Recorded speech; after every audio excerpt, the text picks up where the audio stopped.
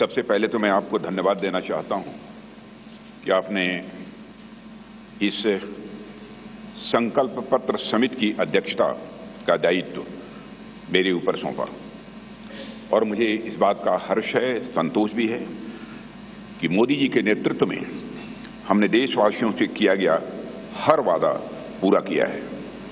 चाहे 2014 का संकल्प पत्र हो या फिर 2019 का घोषणा पत्र हो, मोदी जी के नेतृत्व में हमने अपने हर संकल्प को पूरा किया है।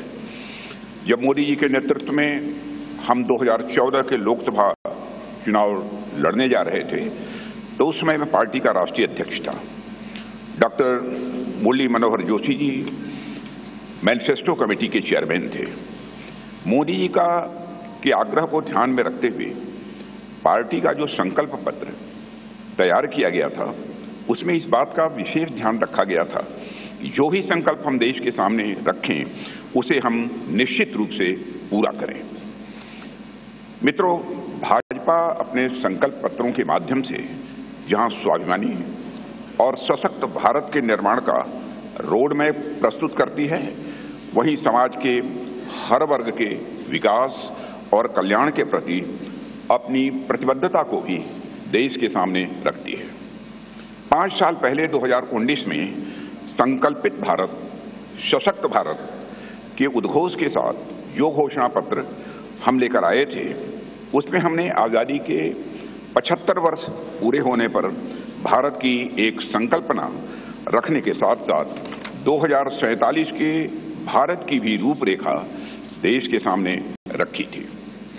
उसी भावना के अनुरूप ही हमने 5 साल के संकल्प लिए थे और मुझे ये कहते हुए साथियों प्रसन्नता है कि साल 2019 में भारत के विकास एवं जन कल्याण के लिए जो भी संकल्प हमने लिए, आज 2024 तक उन सब को पूरा करने में हमने कामयाबी हासिल की है। हम लोगों को इस बात का गौरव है कि भाजपा अपने संकल्प पत्र के प्रत्येक वादे को पूरा करती है। जो हम कहते हैं वो हम करते हैं। हमारे वर्ड्स, हमारे डीड्स, हमारे कृति और हमारे कथन में कभी कोई अंतर नहीं रहा है। यह बात आज केवल भाजपा के लोग ही नहीं बल्कि देश के नागरिक भी मानने लगे हैं। यही विश्वसनीयता हमारी सबसे बड़ी ताकत है। हमने जम्मू और कश्मीर से धारा 370 समाप्त करने की बात कही थी। आज धारा 370 समाप्त हो चुकी है। हमने महिलाओं के लिए विधायी संस्थाओं में 33% आरक्षण की बात की थी। प्रधानमंत्री मोदी जी की प्रेरणा से नए संसद भवन का उद्घाटन होते ही पहला कानून नारी शक्ति बंधन अधिनियम के रूप में देश के सामने आया। साथियों, हमारे संकल्प पत्र में अयोध्या में भगवान राम के भव्य मंदिर के निर्माण का मार्ग प्रशस्त करने की बात भी कही गई थी। आज अयोध्या में रामलला की नव विग्रह में प्राण प्रतिष्ठा हो चुकी है।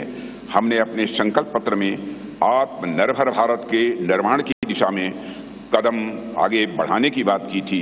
आज उस दिशा में देश तेजी से आगे बढ़ रहा है। साथियों, हमने इंक्लूसिव ग्रोथ, समावेशी विकास की बात की थी और गरीब कल्याण के प्रति अपनी प्रतिबद्धता भी व्यक्त की थी। प्रधानमंत्री मोदी जी की गरीब कल्याण के प्रति संवेदनशीलता का इससे बड़ा उदाहरण और क्या हो सकता है कि देश के 80 करोड़ से अधिक जरूरतमंद व्यक्तियों को प्रधानमंत्री गरीब कल्याण अन्न योजना के तहत 2020 से लगातार मुफ्त राशन दिया जा रहा है और मोदी जी ने इस योजना को 2029 तक चलाने का संकल्प भी व्यक्त किया है। साथियों, प्रधानमंत्री मोदी जी के नेतृत्व में हमने पिछले 5 वर्षों में संकल्पित भारत, सशक्त भारत के संकल्प को पूरा करने पर सफलतापूर्वक काम किया है। अब हम भारत के 140 करोड़ नागरिकों के सामने अपना नया संकल्प पत्र प्रस्तुत करने जा रहे हैं। भारतीय जनता पार्टी के जिस संकल्प पत्र को आज हम जनता के सामने प्रस्तुत कर रहे हैं उसे तैयार करने में बड़ी एक्सटेंसिव और कॉम्प्रिहेंसिव एक्सरसाइज भी की गई है। संकल्प पत्र समिति के पास 3 माध्यमों से सुझाव आए। पहला रथ के माध्यम से सुझाव हमारे पास आए, दूसरा संस्थाओं और व्यक्तियों द्वारा पार्टी संगठन के माध्यम से सुझाव आए, हम तक पहुंचाए और बड़ी संख्या में ऑनलाइन इनपुट्स भी हम तक आए। 4 लाख सुझाव नमो ऐप के माध्यम से भी आए हैं, करीब 10 लाख सुझाव वीडियो के माध्यम से आए हैं। ऐसे करीब 15 लाख से अधिक सुझाव समिति के पास आए हैं, जिनकी स्क्रीनिंग करके हमने उनकी समरी तैयार की है। उनमें से मुख्य मुद्दे ढूंढे गए और उस पर चर्चा हुई कि इन मुद्दों पर हम क्या कर सकते हैं। इस बात पर भी विचार हुआ कि हम जो संकल्प लेंगे उनके फाइनेंशियल इम्प्लीकेशंस क्या होंगे। यह विषय केंद्र का है या राज्य सरकारों से जुड़ा है या समवर्ती सूची का है। इस विषय से जुड़ी कोई स्कीम चल रही है या नहीं और इसका हमारे मित्र देशों पर कोई असर तो नहीं पड़ेगा, यह भी सावधानी बरती गई है।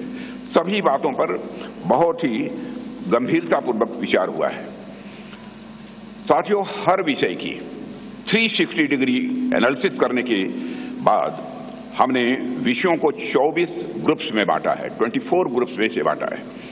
इनमें से 10 सोशल ग्रुप्स बनाए गए, जिनमें गरीब, युवा, मध्यम वर्ग, नारी शक्ति, किसान, श्रम शक्ति, मछुआरे, एसएमईज, विश्वकर्मा, स्मॉल ट्रेडर, वंचित वर्ग, सीनियर सिटीजन एवं सबका साथ सबका विकास, जिसमें समाज के अन्य पिछड़े व कमजोर वर्ग शामिल हैं। इसी तरह जीवन और गवर्नेंस के जुड़े मुद्दे के 14 सेक्टर में बांटा गया है इन्हें, और इनमें पहला है विश्व बंधु, जिसमें भारत के अन्य देशों के साथ संबंध की बात की गई है। फिर है सुरक्षित भारत, जिसमें भारत की आंतरिक और बाह्य सुरक्षा का विषय है।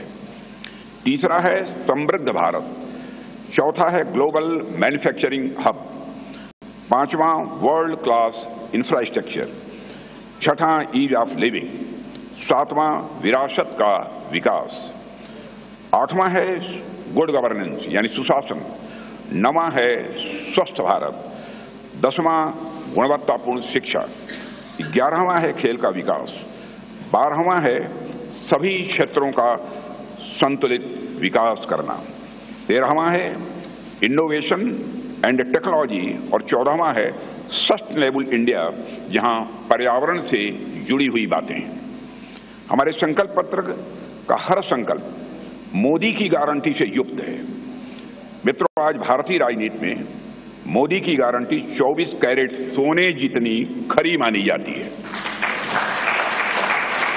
इसलिए मुझे कहने में रंच मात्र भी संकोच नहीं है कि हमारा संकल्प पत्र भारत ही नहीं, दुनिया के राजनीतिक दलों के मैनिफेस्टो के लिए एक गोल्ड स्टैंडर्ड है। और मुझे पूरा विश्वास है जिन संकल्पों को हम यहां रख रहे हैं वह 2047 तक एक विकसित भारत के निर्माण के प्रधानमंत्री मोदी जी के संकल्प को जहां यह आकार भी देगा, वहीं यह विस्तार भी देगा और उसे साकार करने में भी यह मददगार साबित होगा। साथियों, मैं यह भी आपको की जानकारी में लाना चाहूंगा कि इस संकल्प पत्र को तैयार करने में अपनी प्रतिदिन की अत्यधिक व्यस्तताओं के बावजूद हम सबके साथ देर रात तक बैठकर माननीय प्रधानमंत्री जी ने हम सभी का मार्गदर्शन किया है।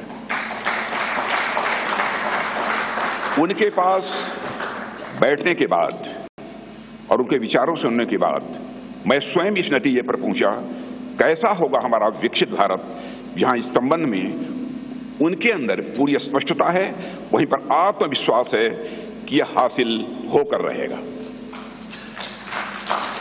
साथियों, इस इलेक्शन कमेटी की कन्वीनर श्रीमती निर्मला सीतारमण जी और जितने भी हमारे इलेक्शन कमेटी के सदस्य हैं, इलेक्शन मैनिफेस्टो कमेटी के, उन सभी के योगदान की मैं सराहना करता हूं। और अंत में मैं यह भी कहना चाहूंगा, साथ ही दिन रात सारे सुझावों को संकलित करना, अध्ययन करना और उसे संकल्प पत्र के रूप में तैयार करने में जो भूमिका हमारे रेल मंत्री श्री अश्विनी कुमार वैष्णव ने निभाई है, उसकी भी मैं विशेष रूप से सराहना करना चाहता हूं। इन्हीं शब्दों के साथ अपना निवेदन समाप्त करता हूं।